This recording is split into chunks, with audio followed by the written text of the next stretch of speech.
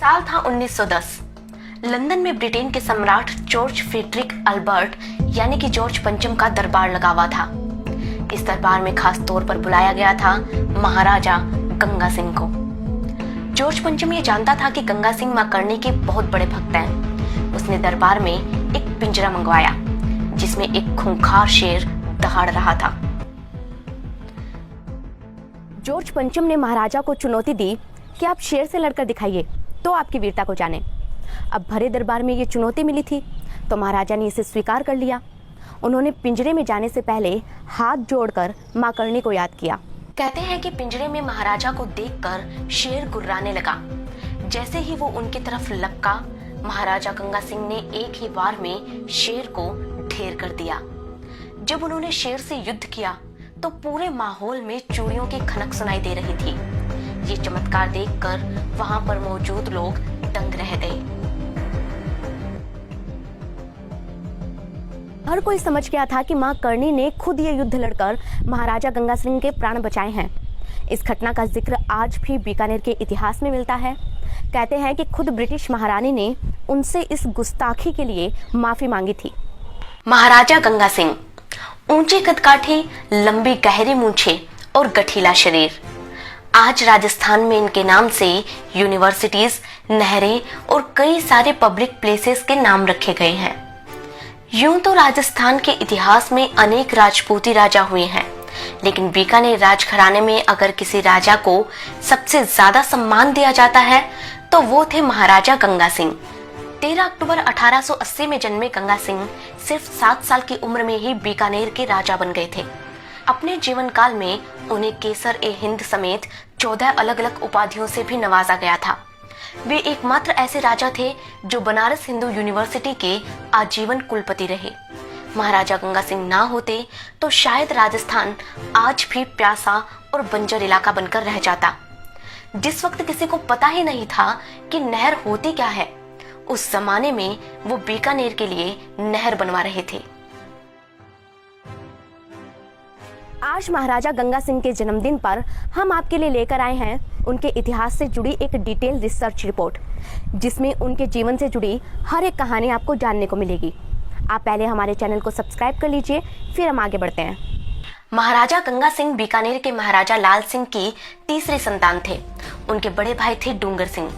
वैसे तो राजगद्दी पर पहला अधिकार बड़े भाई का होता है, लेकिन डूंगर सिंह का असमय देहांत होने के बाद महाराजा गंगा सिंह को बीकानेर का राजा बनाया गया। 16 दिसंबर 1887 को सिर्फ 7 साल की उम्र में ही महाराजा गंगा सिंह का राज्याभिषेक कर दिया गया था।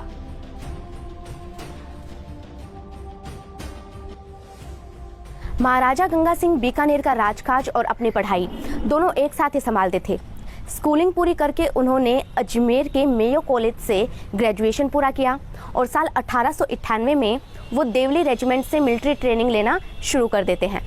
कहते हैं कि लॉर्ड माउंटबेटन और महाराजा गंगा सिंह ये दोनों क्लासमेट्स हुआ करते थे।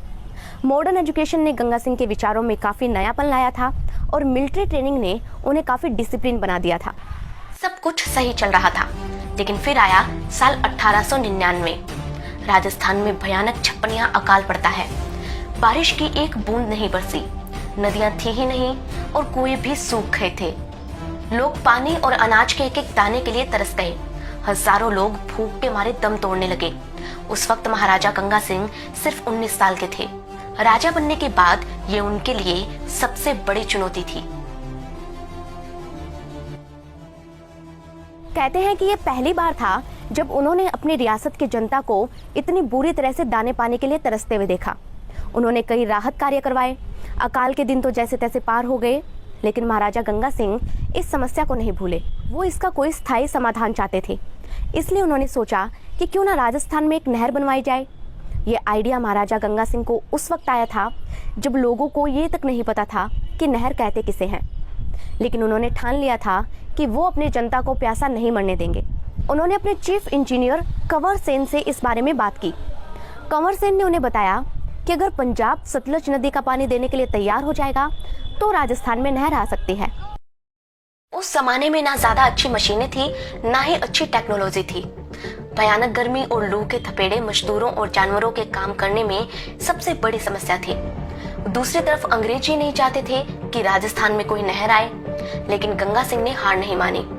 उन्होंने पंजाब से बातचीत करके उसे पानी देने के लिए राजी कर लिया। साल 1921 में गंग नहर की नींव रखी गई और नहर का उद्घाटन करवाया गया लॉर्ड इरविन से, ताकि अंग्रेज नहर के काम में कोई बाधा ना डाले। उन्होंने 1899 में चीन में हुए बक्सर विद्रोह को भी खत्म करने में अंग्रेजों की मदद की थी। इससे खुश थे अंग्रेज और उन्होंने उन्हें केसर-ए-हिंद की उपाधि से भी नवाजा था। कुल मिलाकर हर तरह से कई सालों की कड़ी मेहनत के बाद महाराजा गंगा सिंह गंग कैनाल के जरिए बीकानेर तक नहर लाने में सफल रहे। उन्होंने लोगों को नहर के आसपास बसने और खेती करने के लिए मुफ्त जमीन दी थी। पानी आने और खेती होने से सूखे पड़े मरुस्थली इलाके में बाहर आ गई। लोगों के मन में अकाल का डर खत्म हो गया। ये गंग नहर राजस्थान की पहली नहर थी। इसी के बाद से महाराजा गंगा सिंह को राजस्थान का भागीरथ कहा जाने लगा। महाराजा गंगा सिंह के बारे में कहा जाता है कि इनके राज्य में हर एक काम बहुत ही सिस्टमैटिक ढंग से होता था। हर एक काम के लिए अलग अलग डिपार्टमेंट्स थे। साल 1894 में यानी कि उस वक्त इन्होंने PWD जैसे डिपार्टमेंट भी बना रखे थे। तो सोचिए कि कितना सिस्टम से काम होता होगा वहाँ। और इतना ही नहीं, इनकी रियासत में कनेक्टिविटी को लेकर भी गंगा सिंह बहुत ही ज़्यादा सजग थे। साल 1891 में उन्होंने बीकानेर को रेलवे से जोड़ने की योजना पर काम शुरू किया। रतनगढ़ समेत कई शहरों को रेलवे से जोड़ने का काम उन्हीं के शासनकाल में हुआ था। अपने राज्य की रक्षा के लिए उन्होंने ऊंटों की एक बड़ी सेना तैयार की थी। इस सेना को गंगा रिसाला कहा जाता था। ऊंटों की इस फौज ने पहले और दूसरे दोनों विश्व युद्धों में भी हिस्सा लिया था। इसी गंगा रिसाला ने भारत और पाकिस्तान की लड़ाई में भी हिस्सा लिया था। आप सभी ने बनारस हिंदू यूनिवर्सिटी का नाम तो सुना होगा। वही यूनिवर्सिटी जिसे बनाने के लिए पंडित मदन मोहन मालवीय ने नंगे पैर दिन भर चलकर जमीन नापी थी। वही यूनिवर्सिटी जो आज भारत की सबसे पुरानी और सबसे प्रसिद्ध यूनिवर्सिटीज में से एक है। साल 1916 में BHU को बनाने के लिए उस वक्त महाराजा गंगा सिंह ने सबसे ज़्यादा पैसा दिया था। ये आजीवन BHU के कुलपति भी रहे। ये बड़े गर्व की बात है दोस्तों कि राजस्थान का एक राजा शिक्षा को लेकर इतना सजग था। महाराजा गंगा सिंह बीकानेर राजघराने के आराध्य देवी मां करणी के परम भक्त थे। देशनोक के करणी माता के मंदिर का रिनोवेशन उन्होंने ही करवाया था। इस मंदिर पर चांदी के दरवाजे लगाए, चूहों के प्रसाद के लिए भी चांदी के बड़े बड़े थाल रखवाए। रामदेवरा में पीरों के पीर बाबा रामदेव का विश्व प्रसिद्ध मंदिर है और इस मंदिर को भी महाराजा गंगा सिंह ने ही साल 1921 में रिनोवेट करवाया था। जहारवीर गोगा जी के गोगामेड़ी मंदिर को भी खूबसूरत बनवाने का श्रेय महाराजा गंगा सिंह को ही जाता है। गंगा सिंह ने बीकानेर की खूबसूरती में चार चांद लगाने में कोई कसर नहीं छोड़ी। उन्होंने अपने पिता लाल सिंह की याद में लाल पत्थरों का एक सुंदर पैलेस बनवाया जिसे लालगढ़ पैलेस कहते हैं। साल 1894 में बीकानेर के पलाना में जब लिग्नाइट की बड़ी खान होने का पता लगा तो साल 1896 में यानी कि 2 साल बाद उन्होंने उस खान से लिग्नाइट कोयला निकलवाने का काम भी शुरू करवाया ताकि इस रियासत की अर्थव्यवस्था को मजबूत किया जा सके। साल 1894 में महाराजा गंगा सिंह ने किसानों से लगान लेने की एक सीमा तय कर दी ताकि किसानों के शोषण को रोका जा सके। उन्होंने बीकानेर में जेल सुधार और न्याय के कार्य भी किए। कहते हैं कि प्रथम विश्व युद्ध के बाद सभी देश एक टेबल पर आए ताकि इस खून खराबे को रोका जा सके। इसके लिए एक पीस समिट बुलाया गया था पेरिस में। साल 1919 में हुए इस पेरिस शांति सम्मेलन में रियासतों की तरफ से सिर्फ एक राजा को बुलाया गया था और ये राजा थे महाराजा गंगा सिंह। साल 1930, 31 और 32 में हुए 3 गोलमेज सम्मेलनों में हिस्सा लेने वाले भी महाराजा गंगा सिंह इकलौते राजा थे। उन्होंने साल 1913 में प्रजा प्रतिनिधि सभा की भी स्थापना की थी। 1921 में स्थापित नरेंद्र मंडल के वे पहले अध्यक्ष बने। इसी साल यानी कि 1921 में ही भारत के गवर्नर जनरल जेम्स फोर्ड ने चैम्बर ऑफ प्रिंस का गठन किया था, जिसका चांसलर भी महाराजा गंगा सिंह को ही बनाया गया था।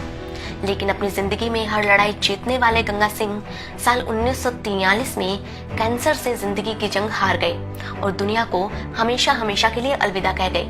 उनके जाने के बाद उनके बेटे शार्दुल सिंह को बीकानेर रियासत का राजा बनाया गया। राजस्थान के इतिहास में खासकर बीकानेर के इतिहास में जब भी गौरवशाली राजाओं का नाम लिया जाएगा ना, तो महाराजा गंगा सिंह का जिक्र जरूर होगा। उनकी ये बायोग्राफी या कहें कि ये जीवनी आपको कैसी लगी, आप हमें कमेंट सेक्शन में जरूर बताएं।